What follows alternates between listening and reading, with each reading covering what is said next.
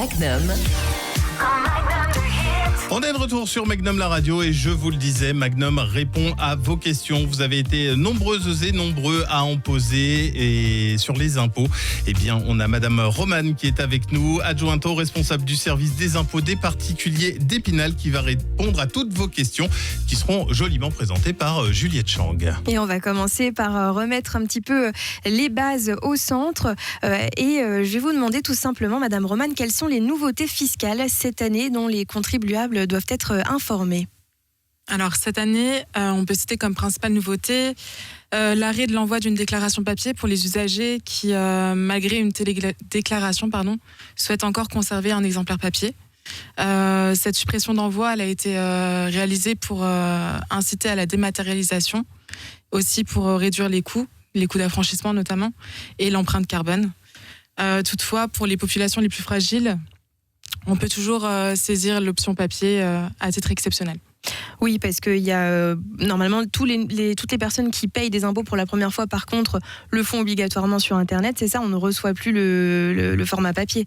Dès lors que vous faites que vous créez votre espace particulier en ligne, effectivement, en général, vous faites votre déclaration de revenus en ligne. Ok. Qu'est-ce que vous avez pu noter comme erreurs les plus fréquentes dans les déclarations qui sont faites ?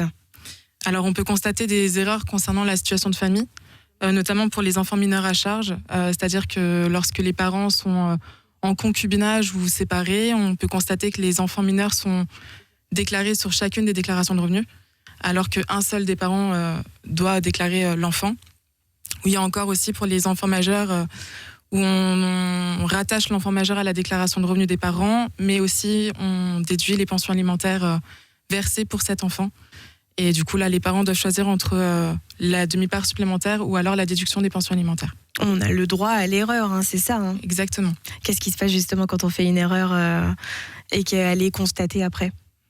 Dans ces cas-là, on demande des renseignements au contribuable. Et si le contribuable, effectivement, reconnaît qu'il a réalisé une erreur, on rectifie la déclaration de revenus. Par contre, il y aura des intérêts de retard ou des pénalités du moins réduites parce que le contribuable s'est rendu compte de son erreur. Ok. Qu'est-ce qui se passe justement, non pas en cas d'erreur, mais en cas d'oubli ou de retard dans une déclaration ? Alors en cas de retard, et si vous êtes imposable, il y a forcément des pénalités qui vont s'appliquer, donc des intérêts de retard, une majoration. Par contre, ce qu'il faut savoir, c'est qu'en cas de dépôt tardif, l'avis d'imposition il ne sera pas disponible de suite. Il y a des délais informatiques à respecter. Et dans ces cas-là, toutes vos démarches vont être forcément décalées. Toutes les démarches qui nécessitent l'avis d'imposition seront décalées, comme une demande de logement social ou la bourse ou des choses comme ça. Oui, il vaut mieux faire les choses en temps et en heure. C'est mieux. Quel conseil est-ce que vous donneriez aux contribuables pour éviter les pénalités ?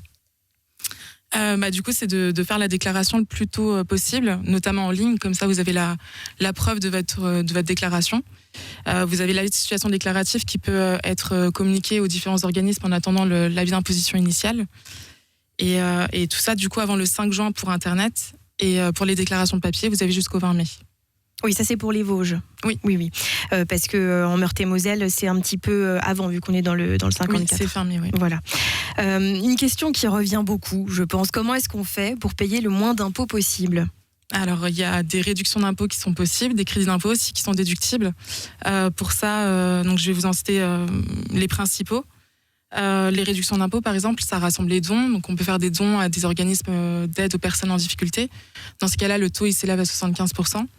Ou des dons à des organismes d'intérêt général, et dans ces cas-là, le taux est à 66%. On a aussi les réductions d'impôts pour les enfants qui poursuivent leurs études.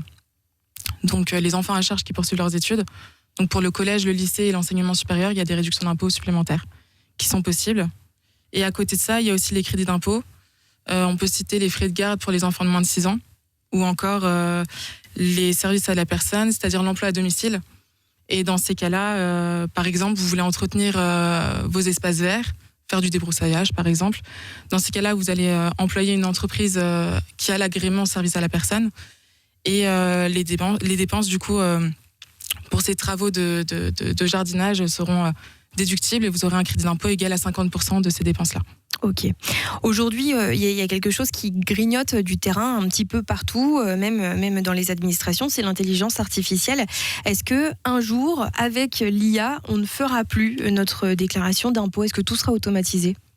Alors, l'intelligence artificielle, elle est bien utilisée effectivement par la Direction générale des finances publiques, mais notamment dans la lutte contre la fraude. Tout ce qui est déclaration pré-remplie ne dépend pas vraiment de l'intelligence artificielle.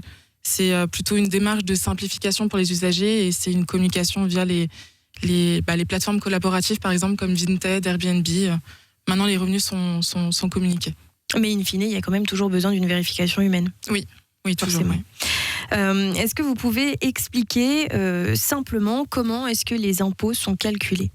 Alors, l'impôt sur le revenu, il est calculé d'après un barème qu'on dit progressif, c'est-à-dire qu'on va appliquer un taux d'imposition par tranche de revenus. Par exemple, les revenus jusqu'à 11 497 €, ils ne sont pas imposables à l'impôt sur le revenu. Et au-delà de 180 294 €, on aurait une tranche qui s'élèverait à 45%. Sachant il faut savoir que pour 2024, les tranches du barème de l'impôt ont été revalorisées de 1,8% pour prendre en compte l'inflation notamment. Ok. Une question peut-être un petit peu tendue. Les impôts sont-ils obligatoires? Alors l'impôt, c'est avant tout un versement du coup obligatoire à la Direction générale des finances publiques, et donc qui est fait soit par un particulier, soit par une entreprise.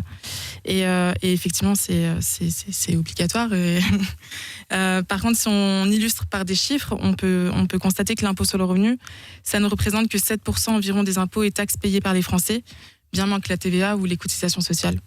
Et ça représente à peu près 83 milliards d'euros en 2023. À quoi servent les impôts? Ça, c'est une question qui revient beaucoup finalement. Alors, l'impôt sur le revenu, il sert à financer les dépenses de l'État et de la sécurité sociale. Ce qu'il faut savoir, c'est qu'il est le même sur tout le territoire, que ce soit à Paris, à Épinal ou encore à Marseille. Il finance principalement les services publics nationaux, comme l'éducation, la sécurité, la défense, la santé, le fonctionnement des ministères, etc.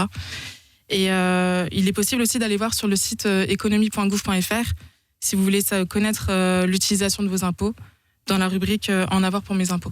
Si on veut savoir un petit peu comment l'argent du contribuable est dépensé, on peut aller sur ce site internet-là. C'est ça, pour les plus curieux.